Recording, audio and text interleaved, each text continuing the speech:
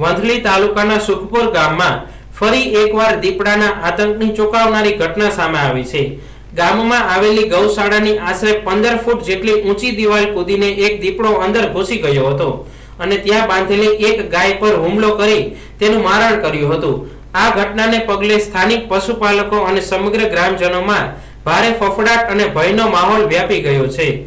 ઉલ્લેખનીય છે કે માત્ર એક જ દિવસ અગાઉ વન વિભાગ દ્વારા આજ સુખપુર ગામમાંથી એક દીપડીને પાંજરે પૂરીને જૂનાગઢના સકરબાગ ઝૂ ખાતે ખસેડવામાં આવી હતી. આ ઘટનાના ગણતરીના કલાકોમાં જ અન્ય દીપડાએ ગૌશાળામાં ઘૂસીને શિકાર કરતા વન વિભાગની કામગીરી સામે પ્રશ્નાર્થ ઊભો થયો છે અને લોકોની ચિંતામાં બમણો વધારો થયો છે.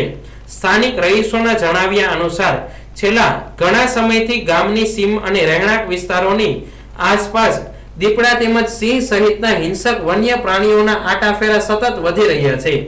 આ વન્ય જીવોના ભયના કારણે ખાસ કરીને મહિલાઓ, વૃદ્ધો અને બાળકો સાંજ પડતા જ ઘરની બહાર નીકળતા પણ ડરી રહ્યા છે. વારંવાર પશુઓ પર થતા હુમલાઓને કારણે પશુપાલકો પણ પોતાના મૂંગા પશુધનની સુરક્ષાને લઈને ભારે ચિંતામાં મુકાયા છે. આ અમારું વંથલી તાલુકાનું સુખપુર ગામનું છે. તો અમે અહીંયા આ ગૌશાળા અમે બાંધી છે તો વારંવાર આમાં દીપડો પડી જાય. આ નિરાધાર ગૌશાળા છે, કોઈ અમારી સુવાર્થવાળી ગૌશાળા નથી. અમારા છોકરા રાજ ગમે એની તારીખ આવે ઢોલીની ઘરે ઢોલ વગાડી અને રૂપિયા કરે છે અને એની પાસે અમારી પાસે સેવા કરી. આ 15 ફૂટનો વંડો એની પાસે અમે ઝટકા શોટ માર્યો તો પણ ખાઈ જાય છે. તો હવે અમારે આનું કરવાનું શું? ક્યાં ક્યાં લગે નીણ હાટું અમે દોડું છું, કેટલી ગલી સેવા કરું છું, રાતનો આટો મારવા આવું, દીનો આટો મારવા આવું, છતાં ખાઈ જાય છે. તો આનું અમારે હવે કરવાનું શું? આને કે રાખવ્યું કે ન રાખવ્યું કે મરી જવા દેવું, ખવડાવી દેવા? અને આવડા કે બધા ગામના નક્કી કરે આ ફરસ ખાતા આને કાઢી મૂકો તો કોઈ પાંજરાપુરમાં મૂકી. આ પાપ હવે અમારે હમા કરવા, સેવા કરતા પાપ કરવાનું. એટલે કોઈ બી તમે આ છે ને વન ફોરેસ્ટવાળાને અમે એટલી નમ્ર વિનંતી કરીએ કે આનું તમે કંઈક પણ આનું કરો. વરહમાં કેટલીક ગાયું મારે? વરહની અમારે વરે 2-3 માર નાખે, બોલો. અને આ જોવો કેવડો વંડો છે, એની માથે સોટ મૂક્યો છે છતાં અને આ બધા નાના નાના વાસણો રખડતા ભેગા કરીને અમે લાવીએ છીએ અને આની કાંઈ કરીએ. કોઈ ભાંગલ ગા હોય એનું કરીએ છીએ. તો સરકારે આમાં અમારું કોઈ ધ્યાન કોઈ અમારું સાંભળતું નહીં, અમને કોઈ ધ્યાન કોઈ દેતું નહીં. તો અમારે હવે આનું કરવાનું હું. આ જો આ માલ કેટલો ભડકો, તમે ખાલી બસારા બોલ્યા તો દોડીને અમારી પાસે આવે. હવે અમે રાત આખી ત્યાં કંઈ હોય નહીં. અમારે અમારો ઘરનો ધંધો કરવો કે ખાવાની સેવા કરવાની, તો આવડા લોકો અમને મૂળ જવાબ નથી દેતા. ગ્રામ પંચાયતના સરપંચ પ્રતિનિધિએ આક્રોશ સાથે જણાવ્યું હતું કે વન વિભાગ દ્વારા માત્ર પાંજરા મૂકીને કામચલાઉ ઓપરેશન કરવામાં આવે છે, પરંતુ આ ગંભીર સમસ્યાનો કોઈ કાયમી ઉકેલ લાવવામાં આવતો નથી. જો ભવિષ્યમાં કોઈ જંગલી પ્રાણી માનવ પર હુમલો કરશે અને કોઈ જાનહાનિ થશે તો તેની જવાબદારી કોણ લેશે તેવો મોટો પ્રશ્ન તેમણે ઉઠાવ્યો છે. હાલ સમગ્ર પંથકમાં ભારે અજંપાભરી સ્થિતિ છે અને ગ્રામજનોએ વન વિભાગ પાસે તાત્કાલિક ધોરણે રાત્રિ પેટ્રોલિંગ વધારવાની તેમજ આસપાસ આંટાફેરા કરતા અન્ય હિંસક પ્રાણીઓને ઝડપીને દૂર સુરક્ષિત જંગલ વિસ્તારમાં ખસેડવાની ઉગ્ર માંગ કરી છે.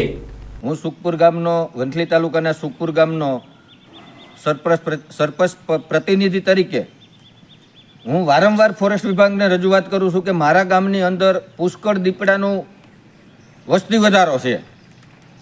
તો ફોરેસ્ટ વિભાગ વારંવાર પિંજરું પણ મૂકે છે, દીપડાનો પકડ પણ કરે છે, દીપડાને પિંજરામાં પૂરીને લઈ પણ જાય છે. ગઈકાલે સવારે એક દીપડીને પકડી પણ છે અને લઈ ગયા છે.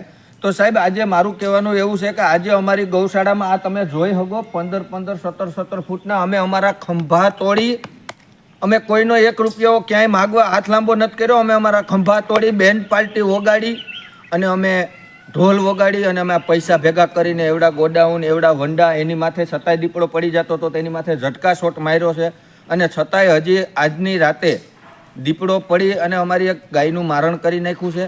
તો સાહેબ અમે અમારા ખંભા તોડીને સેવા કરવા માગીએ છીએ. અમે પાપ કરવા નથી માગતા, પાપ કરવા નથી માગતા. અમે આ સેવાને બદલે અમે આજે આ પાપ કર્યું છે. અમે આવી અમારી વરસમાં અમારી સારી સારી નામસીન ગાયો 3-3, 4-4 મારી નાખે છે. હું ફોરેસ્ટ વિભાગને 2 હાથ જોડીને વિનંતી કરું છું કે આ ગાય મારે છે, ગાય માર્યા પછી હવે ગાયને હાથમાં આવે તો અમારા છોકરા હાથમાં આવી જાય ને તો અમે છોકરા વગરના થઈ જાવું. અને અમારા છોકરા સ્કૂલે આવે, સવારે 6 વાગ્યામાં આવે તો સિંહ ભટકે છે, રસ્તામાં સિંહ આડા પડે, રસ્તામાં દીપડા આડા પડે છે, દીપડા ગાડીની પાછળ થાય છે, તો અમારા છોકરા ભણાવવા કે ન ભણાવવા? આ ગાયોને અમારે રાખવાની કે છોડી મૂકવાની? જો તમને ફોરેસ્ટ વિભાગ એમ કહેતું હોય કે સરકાર અમને નિર્ણય લઈને કહી દે કે આ ગાયોને તમે ગમે ત્યાં મૂકી આવો, અમે મૂકવા તૈયાર છીએ. હવે અમે આ પાપ કરીને થાકી ગયા છીએ.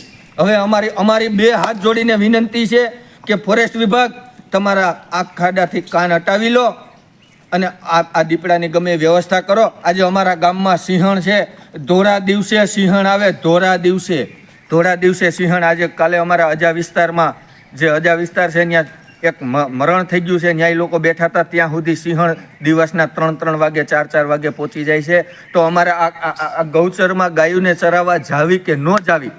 તો આવા નબળા વરસ આ એમ કહે છે કે ભણકારા વાગે છે કે વરસ નબળું થાય, તો આ ગાયોને અમારે ચરાવવા જાવી કે ન જાવી? ચરાવવા જઈએ તો અમારે એકાદી ગાય ઓછી કરે, એ પાપ અમારા સિર ઉપર આવે છે.